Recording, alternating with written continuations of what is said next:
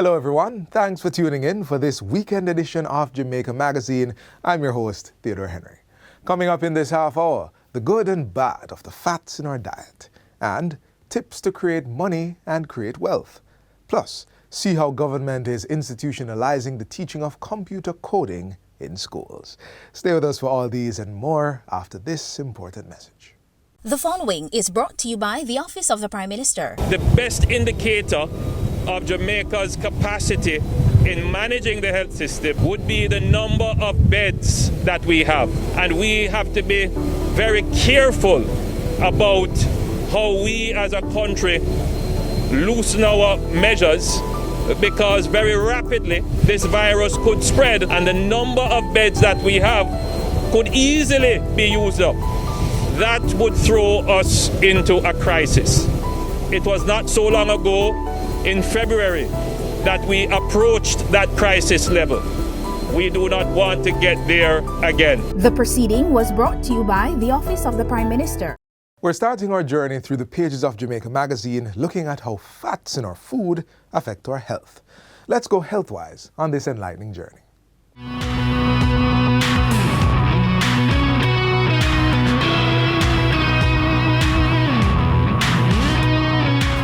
The human brain is 60% fat. Fats provide a storehouse of energy for the body and promote normal cell growth and healthy skin. Fat also acts like a cushion and heat regulator to protect the heart, liver, and other vital organs. And as most people would know, fat adds flavor to our food and helps us feel full longer. It is clear that having fat in our diet is beneficial in many ways, but too much or the wrong kind can be equally harmful. Fat is a source of essential fatty acids which help the body absorb vitamins A, D, and E. There are three types. Monounsaturated and polyunsaturated fatty acids are both considered good fats. The third, saturated fatty acid, is what we are often encouraged to avoid or lower our intake. So too, trans fat, which is created by a process called hydrogenation that makes the fat harder at room temperature to increase the shelf life. What is in our foods impact on the quality of our lives? The World Health Organization recommends that trans fat intake be limited to less than 1% of total energy intake, which translates to less than 2.2 grams per day with a 2,000 calorie diet. Studies have shown that saturated fat increases the amount of bad cholesterol or LDL in the blood and has no effect on the good cholesterol, HDL.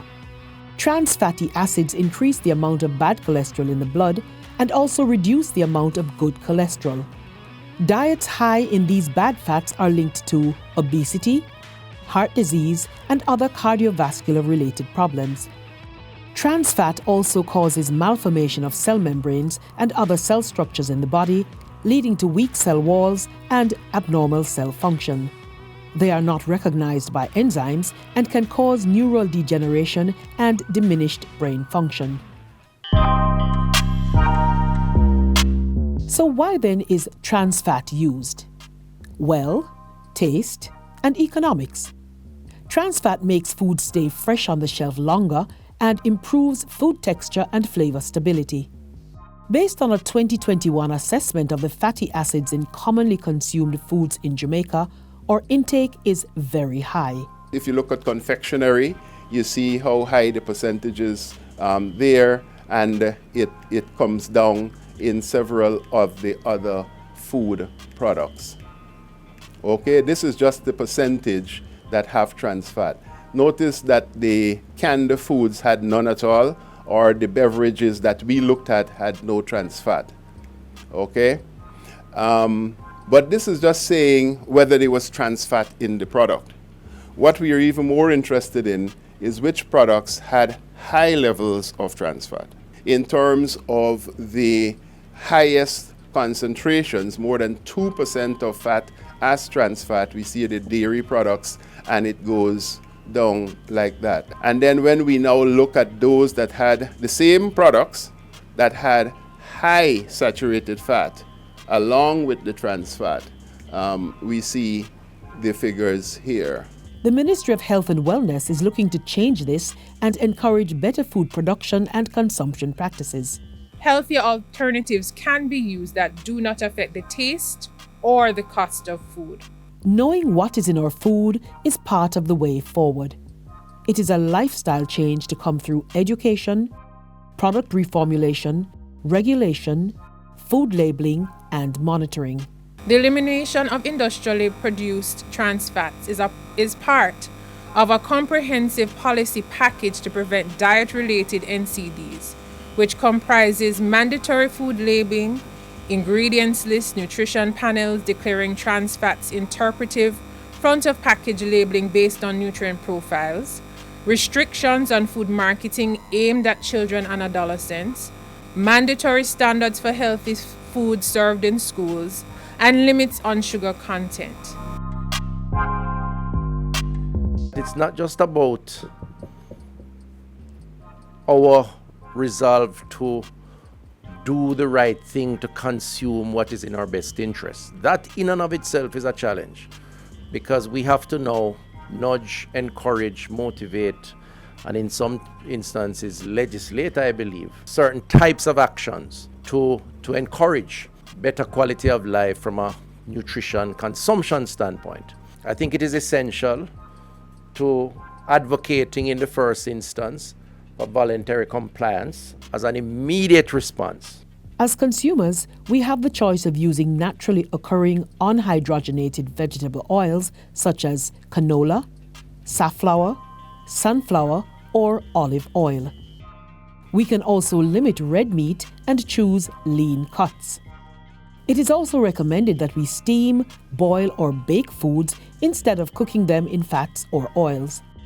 Another approach is to choose low-fat dairy products, poultry, and fish, and purchase processed foods made with unhydrogenated oils rather than partially or hydrogenated vegetable oils or saturated fats. Use soft margarines as a substitute for butter and choose soft margarine over the harder stick forms.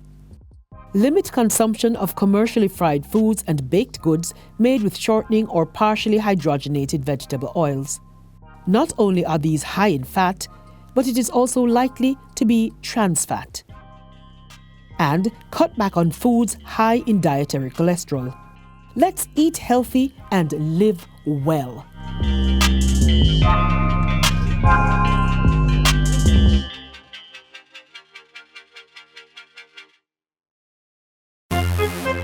Mosquitoes can spread diseases such as dengue fever. Protect yourself from mosquito bites.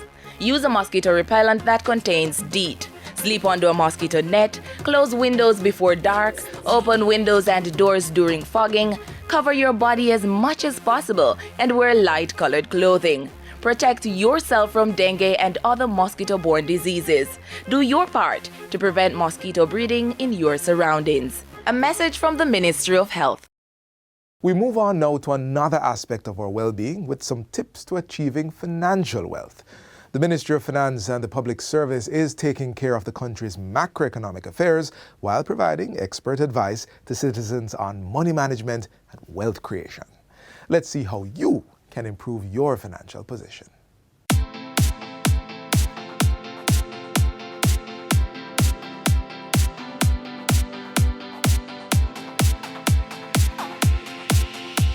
My presentation today is on getting the best bang for your budget.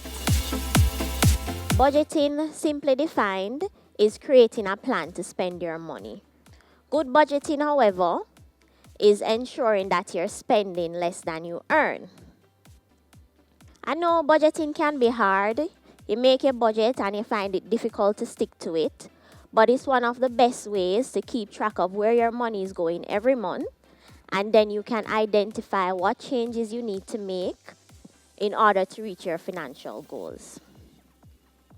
When making your budget should include things like your needs, your wants, your savings, your investments, and your emergency fund. So typically what we're saying is that your money monthly should be going towards savings, your bills and utilities, your insurance, and your emergency fund.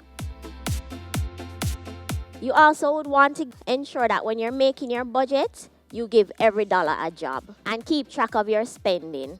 Keep a financial journal if necessary. This will help to keep you on track, and you can record and identify the things that you're actually spending your money on. So, one of the first things you'd want to do when you're creating your budget is create a financial plan, and it will help you to map out the actions that you need to take towards achieving these goals. And please ensure that you put your short-term as well as your long-term goals in your financial plan. After you've created your financial plan, then you'd want to identify all your streams of income. Your streams of income is not only your 9 to 5, and that's a mistake that a lot of us make. What about your other passive incomes? What about the earnings you make from your skills? You might be getting an inheritance, you might be getting an annuity, you might be the type of person to buy and sell things. You have to account for every single dollar you make. And likewise, if you're going to account for all your earnings, you'll also have to account for all your monthly expenses. And your monthly expenses is not only your utility bills. A lot of times we neglect to include the other things that we have to spend on. Sometimes the simple things like our personal care, your groceries, your hair care, your wants. Some of us have things that we have to do to maintain our mental health. Include those things in your budget. All things must be accounted for, so you identify where all your income is coming from and you identify all your expenses. So now, let's uncover some of those bad financial habits that are wrecking our financial future. And while it's easy to identify some of our big expenditures, sometimes it's uncovering some of those smaller, more sneakier daily expenses that will save you a lot of money in the long run. My first question to you is, are you paying your bills on time? Paying your bill late comes with penalty fees, and these fees add up. Implementing the right debt payoff strategy, you can pay off your debt quickly, end up saving more, and you end up having more money towards your other financial goals. Prioritize paying off your debts. Things that we tend to let slip through as well. Most banks have a charge that is associated with going to the ATM. Not to mention, if you decide that you're going to use another bank's ATM because it's more convenient, then you end up paying 2-3 times the amount. So you have to keep a close eye on your money, guys. You have to keep track of these fees. Cutting out unnecessary expenses will actually help you to save a lot of money each month. So let's quickly talk about some of the money habits that we need to develop. Pay yourself first. Take out money for your savings. Put it in an investment account if you have to. Have a separate bank account, but pay yourself first. Build up on your retirement fund. Increase your deductions. This will not only help you to put more money towards your retirement saving, but it also reduces your taxable income. And try to make it at least the amount that your employer will match. That's like getting free money. Who doesn't want free money, right? Save for the future. Saying things like YOLO or FOMO can make you feel like you need to spend all your money now.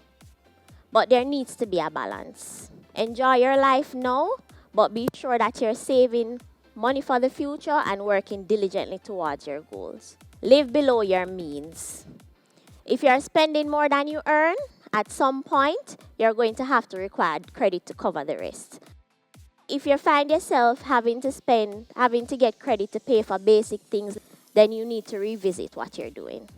To grow your money and create real wealth, you need to start investing. Invest your money and help to build up and secure your financial future. Last but not least, invest in a critical illness plan, guys. So I'll end by saying, not budgeting your money, combined with bad financial habits, not saving, can leave you vulnerable to unexpected emergencies, living from paycheck to paycheck, not to mention not having enough money for retirement. You can achieve your financial goals. It's just a matter of prioritizing, sticking to your budget, and tracking your spending.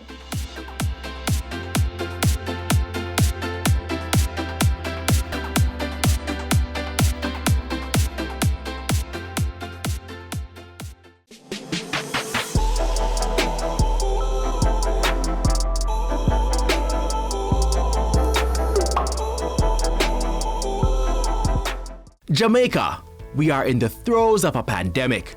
COVID-19 cases are on the rise. COVID-19 related deaths are climbing. COVID-19 bed capacity at our hospitals has been maxed out.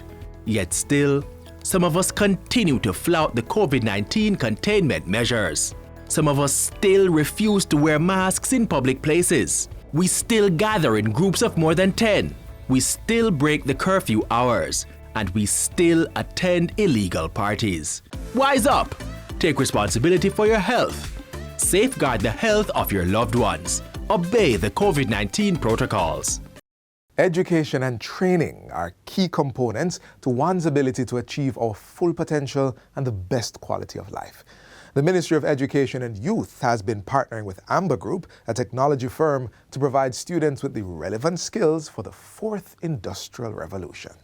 Computers, apps, and websites are some of the true representations of today's highly digital world. But without coding, none of these electronic hard and softwares would be operational. Coding is simply the language of technology. It is the art of telling a computer what you want it to do by typing in step-by-step commands for it to follow. It's no secret that coding is required for all digital natives, and Jamaica is in on the action. In fact, our government is taking steps to introduce this necessary skill to students through its Pilot Coding in Schools program.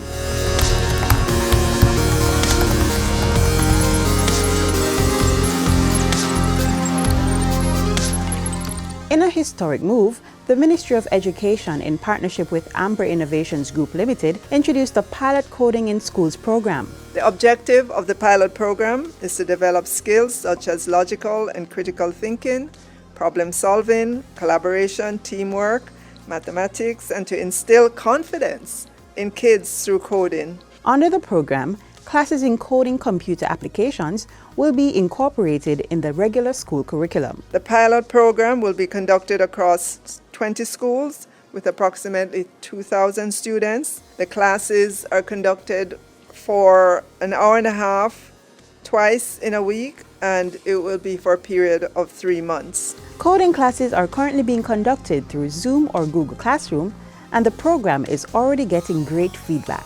This coding class has benefited me to learn more about the input and output devices so I could help my fellow classmates and to help me to understand more about the computer. The coding training has allowed me to be more open-minded about the technological industry and the associated job opportunities. It has also helped me to develop problem-solving skills and expand my creativity. I do understand things now I didn't know about the computer, and I know it will benefit me a lot in the future. The Amber Innovations Group's online platform is being used to teach the students coding with instructor oversight.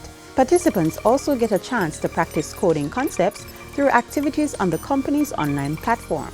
The Amber Group is delighted and excited that we have another opportunity to expand and transform how coding is taught across the island, and to realize a vision of making Jamaica the next Silicon Valley of this region. This partnership will result in students being engaged in coding from as early as 8 years old.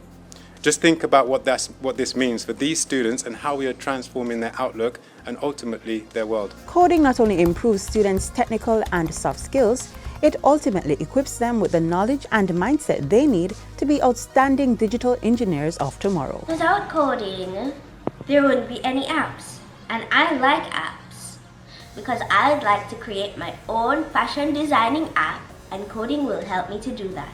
I know that we won't really see the benefit of it like right now, But come back 5 years down the line, and these students, you're going to be amazed at what they'll be able to do with the computers. They're talking about apps, creating apps, and all of that is going to be amazing because you're catching them at a point where their minds are so open to all this information, all this knowledge, and they will have so much power, believe it or not, in terms of understanding the computer, but also in terms of giving the computer instructions to do things. And it's going to be a wonderful feeling for these students. It is the ministry's hope that over time, the program will grow to incorporate more schools and students.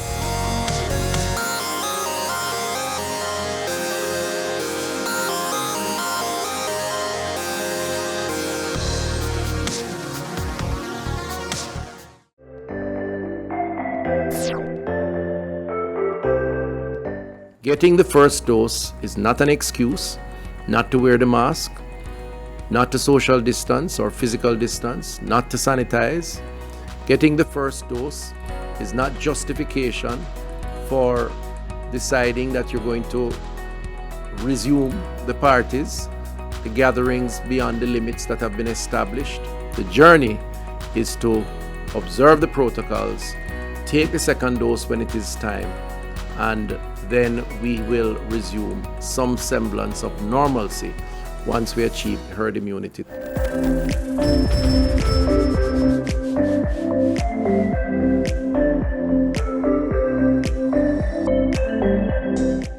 Providing safe, adequate and affordable shelter has always been a preoccupation of the government. This commitment can be seen through the mandates of the National Housing Trust, the Housing Agency of Jamaica and the Jamaica Mortgage Bank. The thrust to provide housing for all Jamaicans can also be seen through the work of the Ministry of Local Government and now the National Social Housing Program.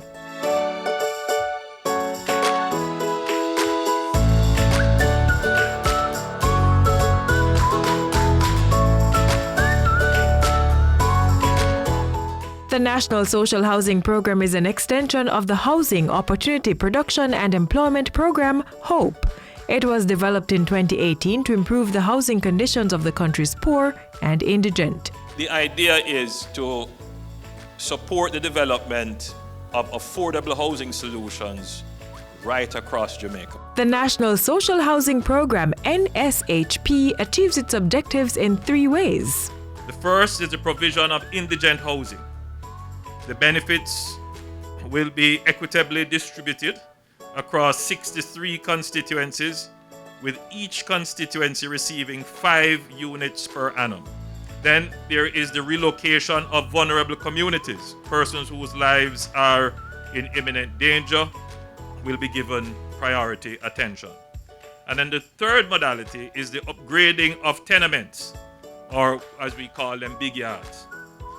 One such project will be undertaken in each constituency where we can identify tenement yards. The Ministry of Economic Growth and Job Creation has oversight for the NHSP, which is administered by a secretariat. Formed in 2019, the secretariat is headed by National Director Danville Walker. The NHSP delivered its first house in 2019. Since then, 29 houses have been completed at a cost of $250 million. They include 12 3-bedrooms, 11 2-bedrooms, 2 1-bedroom units, and 1 tenement yard, which impacted 3 families. With over 70 persons benefiting from the new social housing program, plans are in place to give even more Jamaicans similar access. 15 units are currently under construction and are on track to be completed by July. The program is designed to address people who are in need, people who can't get houses going the regular method, but it is also designed to bring hope to communities that are in need of such interventions. So if we can make an impact on this kind of housing situation, then we would have started well down the road to address the issue of housing poverty.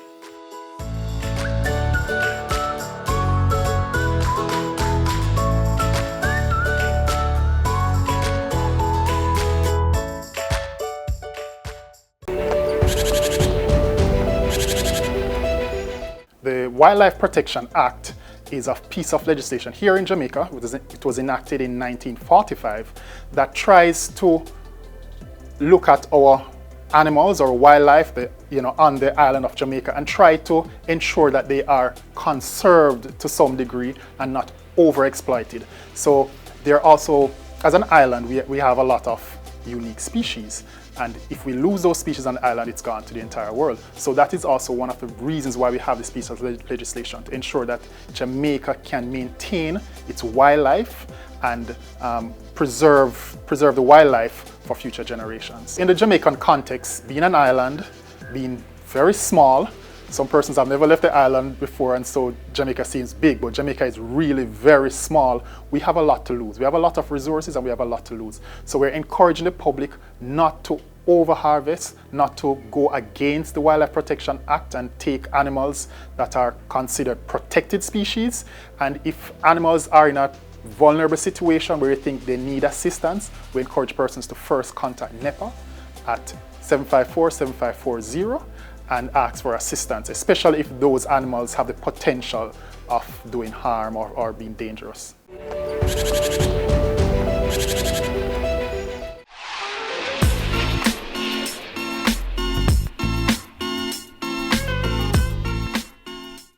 We're now at our final stop on today's journey through the pages of Jamaica Magazine. Thanks for your company. Be sure to join us again tomorrow, and until then, keep watching this and other Jamaica Magazine programs on the JIS's YouTube channel. Visit our website, jis.gov.jm, and find us on all the major social media platforms and through our mobile app that's both Android and iOS compatible. On behalf of the entire production team, I'm Theodore Henry, reminding you to protect yourself and others against COVID-19. Get vaccinated, maintain good hygiene practices, wear your mask in the presence of other persons, and stay safe.